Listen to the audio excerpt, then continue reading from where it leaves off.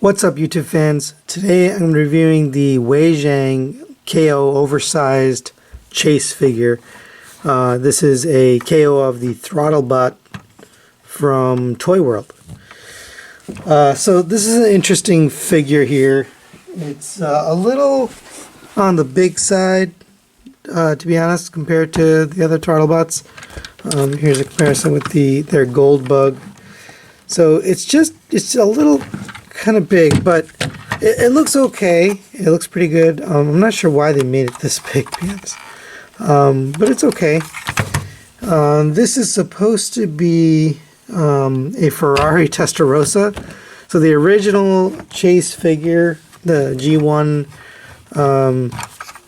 cartoon chase, was a Ferrari Testarossa. I'll put an image of the G1 figure up here. Obviously this is not a Ferrari Testarossa. This looks like, I don't know what this is, to be honest.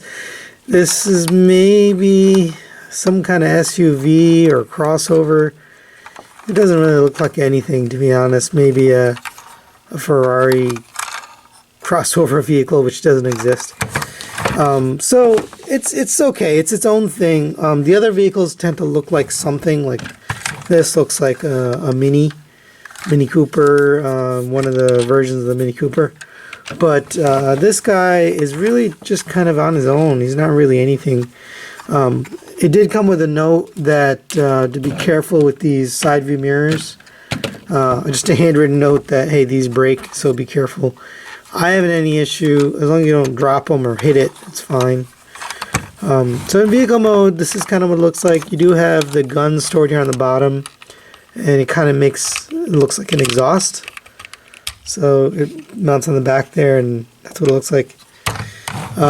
It does roll, but one of the tires is a little tight. It's this one here. It rolls just fine. There's no issue, but if I don't push down on it, that tire tends to get a little stuck. So the others are rolling freely, but this one is a little tight. So I'm assuming that would loosen up over time. There is some nice detail in here. So you got the painted silver intakes here, the lights, the painted rear view mirrors, the painted exhaust and tail piece here, kind of the opening hatch painted there, and on the bottom you got a little bit of paint too, and the rims are nice too. They're painted with a red rim on the outside and silver, so that's pretty good. It is a good vehicle. I just don't like the size of it. Let's do a quick comparison with we have Master Police Streak, and very obviously this guy is way too big, and not to scale with Masterpiece. This doesn't really make any sense. Even if it's an SUV, it's just gigantic.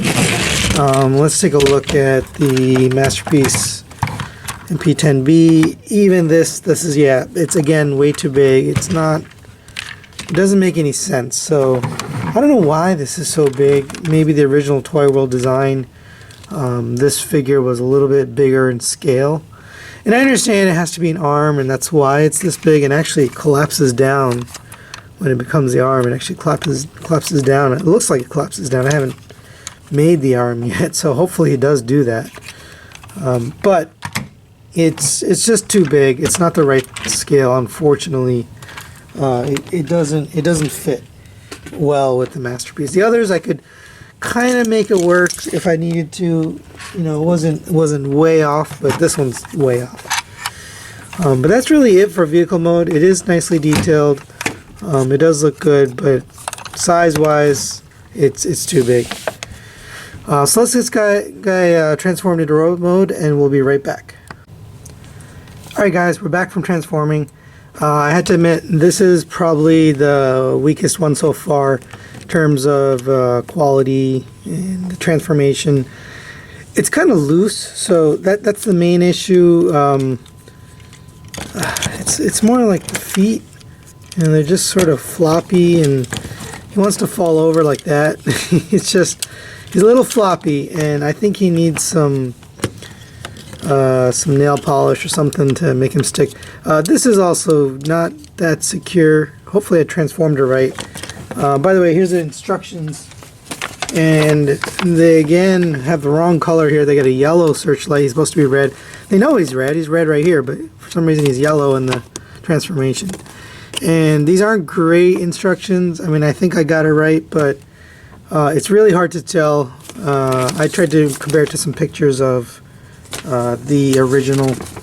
No, by the way, this still has the introduce, the weird paragraph here, but it doesn't even tell you the name of this guy. So it is Searchlight from the original G1 cartoon, but the looseness is what's bothering me. The paint is fine, the colors are fine. It's the looseness of the figure, and he doesn't like shake loose, but he tends to like fall over sometimes if you don't have him posed right, and I think that's mostly due to the looseness here in the hip joints. It just doesn't want to stand well as the other ones, at least. Those were like super tight.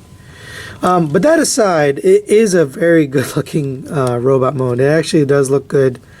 The back is pretty clean, right? That's just a flat back. The arms do have a little bit of kibble here on the side that are kind of unsightly. You can sort of choose how you want to do this. Also, there is some stress marks, so let's get in close here. You can see that this joint right here is obviously got some stress marks. That's probably going to break. So you want to be careful with this, especially that joint there. It doesn't look like it's going to last. Yeah, he is a little hard to pose too, just because of the looseness. But that might be an individual results may vary kind of thing. I don't know if everybody's will be the same way.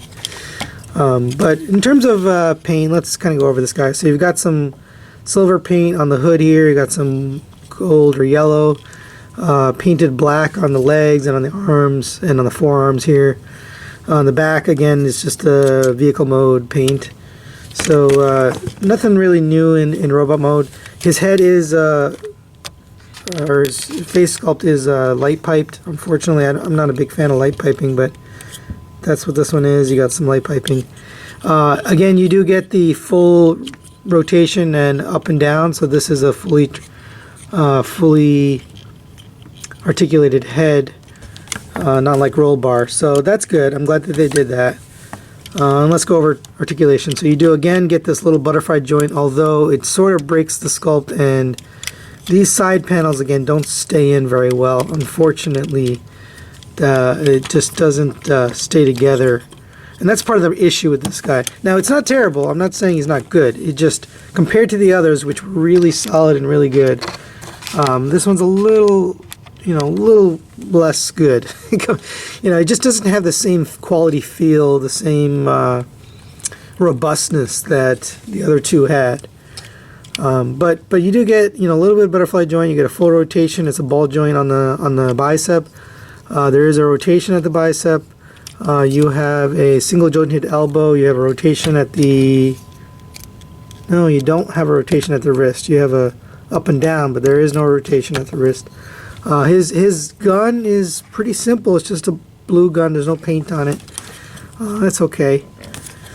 Other hand is actually the same on this figure. They're both fists. There's no open hand like there was in the others. Maybe because he's, I don't know. I really don't know why they chose to leave this one open. You can't have him holding the stupid sword here, but I don't like the sword. For the legs, you got a ball jointed hip joint. You've got a rotation at the hip. The knees are a little weird. So because of the transformation, it goes like this. So, I mean, that's kind of strange. You got a crab walk there. It does have a bend at the knee. And they painted it here on the side of the leg. I would have thought maybe that went in the front, but it didn't. It goes on the side. So, you do get the 90-degree bend on the knee. But this open part here sort of leads it to kind of fall down a little bit, and that's part of the not so stable part of this figure. You do have a ankle pivot here, and there's a toe rocker, but it's not really. You can't really use it. So it's more of an ankle pivot. And don't get me wrong, you can get good poses out of this guy. And this is another problem. This thing tends to... It's supposed to tab in, and actually it does tab in, but it comes loose, obviously. So you just gotta get it back in there. Hopefully you guys can see that. There's a little tab there. It just tabs right into his back, and then it sits there. So you can get some good poses, especially with this open gap. You can get some really wide stances, but it's a little loose. Also, I'm not a huge fan of this kibble here on the side. It's a little unsightly. I think they could have probably designed this a little bit better. But again, that's Toyworld, not Weijiang. They just copied the design. I'll probably do a little bit of nail polish on the ball joints here just to tighten up a bit because it's a little loose. But overall, really nice look. I think this guy looks good. He fits in with the rest. My only issue is the size. So let's get another Masterpiece figure to compare. So we'll get our trusty Masterpiece Prowl here, and obviously much taller. He is an arm limb for the combined mode, so maybe that's why he's a little bit bigger. And here's a Masterpiece Ratchet, so not as big as Ratchet, but bigger than this guy. In terms of the vehicle, I really don't know what it's supposed to be, but I think it's out of scale. It's not in scale with the other Masterpiece cars. It's just a little too big to fit in. But in robot mode, he's okay. In vehicle mode, he just doesn't really fit in.